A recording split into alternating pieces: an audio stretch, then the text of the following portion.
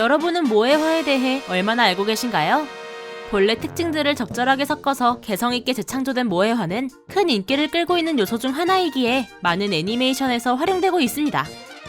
그런데 간혹 기상천외한 요소들을 모해화시켜 시청자들을 벙찌게 만들었던 애니들도 있었는데요. 오늘 알아볼 주제는 상상도 못한 모해화 애니메이션입니다.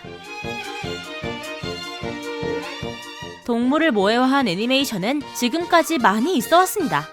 솔직히 말해서 아주 흔할 만큼 널려 있어 없는 곳이 없죠. 그래서 동물 모해화는 뺄까 하다가 조금 특이한 애니가 있어서 가져와 봤습니다. 모여라 시튼학원은 시튼학원에 입학한 주인공 마자마 진이 다른 학생들과 서로 얽히고 설킨다는 이야기를 가진 러브 코미디입니다. 주 배경이 되는 시튼학원은 겉보기엔 평범한 학교처럼 보이지만 학생들이 모두 동물인데요.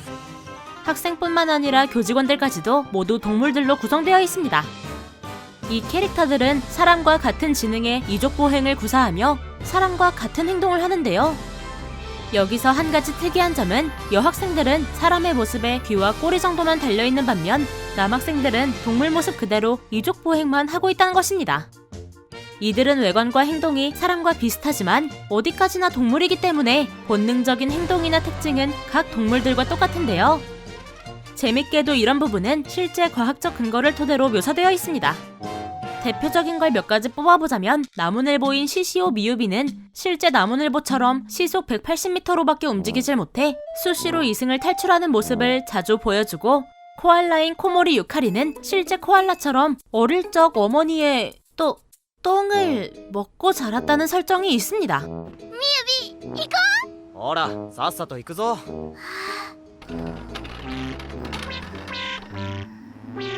そのスピードは実に時速180メートル。カブトムシより遅い。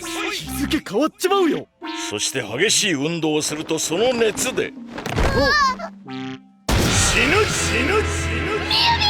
歩いただけだろ。次の小森ゆかり。 마마노. 이렇듯 모해화 애니메이션이라면 해선 안 될 충격적인 부분들도 적나라하게 보여줘 유쾌하다면 유쾌하고 이렇게까지 해야 하나 싶기도 했던 애니였는데요. 이 밖에도 동물들끼리의 차별과 갈등, 종족을 넘어선 사랑과 같은 이야기들도 다루고 있어서 나름 흥미롭게 봤던 것 같습니다. 진君のお友達。いやいや。おい、このオスを奪いたくば私と勝負しろ。来い、人間のメス。 개인적으로는 단순히 동물을 모해화한 것에 그치지 않고 동물의 행동들을 사람에 빗대어 코믹하게 표현해낸 부분이 꽤 신선했던 것 같네요. お話って何ですか？お付き合いがしたいのだ。ごめんなさい。その私今発情期じゃないので。 실제로 많은 사람들이 처음엔 별 생각 없이 봤다가 참신한 수인물이라며 긍정적인 평가를 내렸다고 합니다. 私より頼りにされてる。犬科動物が前足を舐めるのはストレスの表れである。ねえ、ジン君ってランカちゃんの彼氏なの？そんなわけあるか。誰があんなバカ犬。何すんだ。猫の挨拶だにゃ。 동물 모해화 정도로는 임팩트가 조금 부족하죠? 그렇다면 이번엔 강도를 좀 더 올려서 신화나 전설 속 괴물들을 모해화 시켜버렸던 작품을 소개해볼까 합니다. 몬스터 아가씨가 있는 일상은 주인공인 쿠로스 키미히토가 여러 이종족 캐릭터들과 함께 하렘을 다루는 이야기를 담고 있는데요. 이 애니는 제목에서도 알 수 있듯 히로인들이 모두 괴물입니다. 하체가 뱀인 미아, 하체가 말인 센토레아 시아누스, 새의 날개와 다리를 가진 파피 등 다양한 이종족 히로인들이 등장하죠. 마치 양념 반 후라이드 반이 생각나는 것 같은데요. 각종 괴물들을 모해화시킨 이 작품은 방금 설명한 시튼학원과 유사합니다. 라미아인 미아는 뱀처럼 탈피하는 시기가 있어 주인공이 험을 벗는 걸 도와주는 장면이 있는가 하면 파피인 파피가 1년에 한 번씩 무정란을 낳는다는 그럴듯한 설정이 있죠. 파피!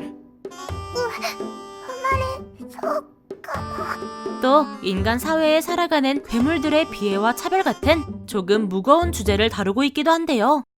이 애니는 이런 상황들이나 각기 고민을 가진 히로인들을 주인공이 도와 해결하는 게 주 패턴이자 묘미라고 할 수 있습니다. 그래서 단순하고 뻔한 모해화와는 조금 다른 맛이 있죠. あれ、あの子どこだっけ。見つけた。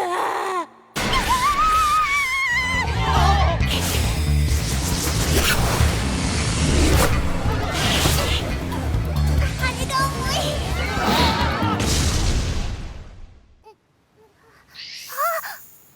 助けてくれた。パピ、よくやったな。 한 가지 흠이 있다면 보시면 아시다시피 히로인들의 외모가 예쁘긴 하지만 사람과 확연하게 차이나는 신체 부위 때문에 처음엔 가능이냐 불가능이냐로 호불호가 많이 갈렸다고 하는데요. 그리고 여기에 더해 수위가 어마무시했다 보니 시청을 할 때는 반드시 후방을 살펴야 한다는 점도 있었다고 합니다. 마징가 Z라는 애니메이션을 알고 계시나요? 1972년에 방영한 이 작품은 로봇을 다루는 메카물의 조상이자 당시 어린이들의 우상과 같은 존재였는데요. 그런데 이런 마징가 Z를 모해화시켜 화제를 일으켰던 작품이 있었습니다. 로봇걸즈 Z라는 이름의 이 애니메이션은 마징가 시리즈의 주역 로봇인 마징가 Z, 그레이트 마징가, 그랜다이저를 모해화한 주인공 3인방이 팀 Z라는 유닛을 결성해 미래 에너지인 광자력을 홍보하고 광자력을 노리고 나타나는 지하 제국과 서로 싸우는 내용을 다루고 있습니다. 이 작품은 등장 당시 많은 사람들에게 큰 충격을 줬는데요. 역변해버린 캐릭터들의 디자인도 디자인이지만 전반적인 전개가 미소녀가 된 주인공과 적대 세력이 서로 처참히 망가져 엄청난 병맛과 임팩트를 선사해주고 있기 때문이죠.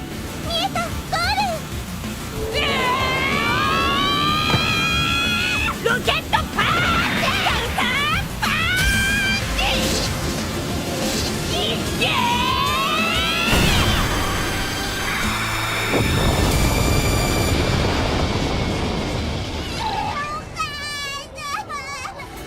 게다가 모해화다 보니 원작처럼 로봇을 이용한 배틀물이 아닌 직접 싸운다는 점에서도 충격 아닌 충격을 주었다고 하는데요.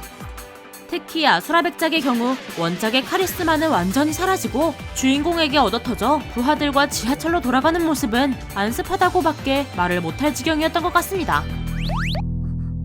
よーし、お姉ちゃん、私身も心も一つになりたい。ちょっと待って、そういう意味じゃ。いいぞ、一気に。何やってんの？ 그래도 나름 원작의 설정이나 장면들을 재연출한 부분이 있습니다. 히로인들이 기계수 소녀들과 싸우는 장면은 모두 원작의 장면을 오마주한 것으로 제작자분들이 얼마나 원작 고증에 신경 썼는지를 알 수 있는데요. 인물들의 생김새도 원작 인물들을 대표하는 요소들을 적절하게 집어넣어서 보고 있으면 아, 얘가 얘였구나 싶은 부분이 많습니다. 그 덕에 사람들은 원작과 비교하는 재미가 쏠쏠하다고 평가를 하기도 했죠. 하지만 반대로 원작을 모르는 사람들에게는 이해는커녕 재미도 별로였다는 평가를 받기도 했다고 하네요. だったら次はお前らだ。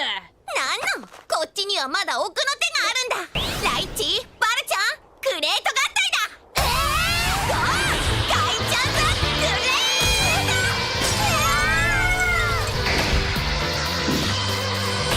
カイちゃんだ。クレート。 恥ずかしいから早く倒してある。최근엔 무기물을 모해화시킨 작품이 많이 등장했었습니다. 총기를 모해화한 소녀 전선이나 함대를 모해화한 함대 컬렉션 등을 대표적인 예로 들 수 있죠. 하지만 이번에 소개해드릴 것처럼 음료수 캔을 모해화시킨 작품은 아마 들어보신 적 없을 것 같은데요. 아키칸은 음료수 캔을 모해화한 애니입니다. 이 애니메이션은 아키칸이라 불리는 음료수 캔들이 다른 음료수 캔들과 싸워간다는 이야기를 가지고 있는데요. 언뜻 듣기엔 미소녀 배틀물 같아 보이지만 사실은 거의 싸우지도 않고 그냥 주인공과 히로인들이 엮이는 러브 코미디물에 가깝습니다. 싸우는 이유도 참 가관인 게 스틸캔과 알루미늄 캔 중 누가 음료수 캔의 표준인지를 정하기 위해서라고 하는데요. あんちゃん、スチールの圧巻ね。なんで私がスチールだってわかるのよ。メガネのおじちゃんが言ってたもん。戦って決めてほしい。最後に勝ち残った缶を政府公認の缶とする。 뭐 아무튼 아키칸들은 사람으로 변신할 수 있는 능력이 있습니다. 왜 이런 설정을 집어넣었는지는 알다가도 모르겠지만 변신을 하기 위해선 주인공과 키스를 해야 하며 키스를 통해서 미소녀로 변한 아키칸들은 제각각의 특징을 가진 채로 사람으로 변하게 되는데요.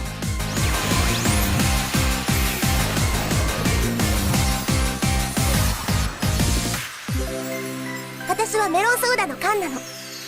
あなたが口をつけたのをきっかけにこうして人間の姿になったわけ。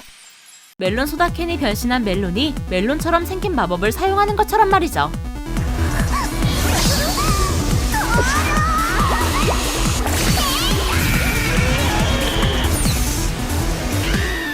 개 중에는 스포츠 음료수 캔이 변신한 엘처럼 은빛과 하늘색이 섞인 치어리더풍 복장을 입고 있긴 하지만 마법으로 만든 검을 사용하고 있어서 스포츠 음료는커녕 스포츠와 관련된지도 모를 지경인 것들도 있긴 합니다.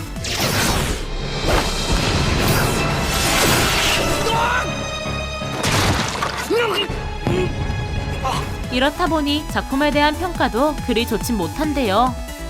주제는 분명 참신했지만 내용은 그리 특별할 것 없는 러브 코미디인데다 작화와 연출이 동시대 애니에 비해 부족해서인지 흥행에 실패했다고 합니다.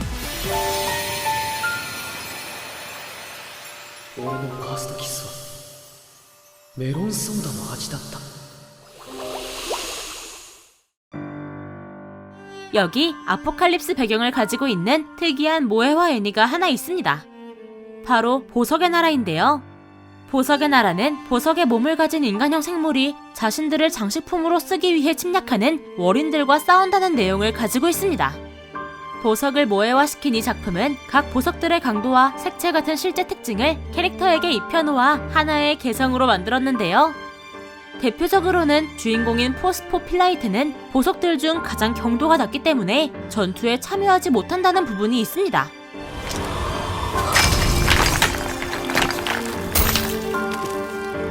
しまった。お前はひときわ脆く、その上高度が三半。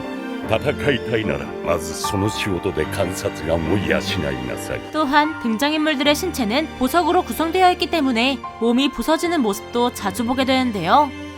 전투에서 부서진 모가나이트와 고세나이트의 신체 부위를 월인들이 수집하는 장면이나 기습을 당해 몸이 산산이 부서지는 엔탁티사이트의 모습 등이 대표적이라고 할 수 있을 것 같습니다.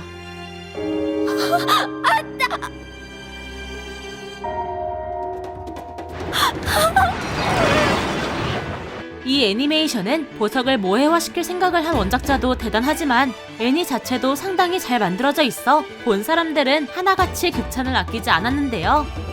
등장인물의 풍부한 표현도 표현이지만 3D 모델링을 이용한 액션이 기가 막히다는 평가를 했다고 합니다. 一時撤退。勝てる見込みがない。はっきり言うね。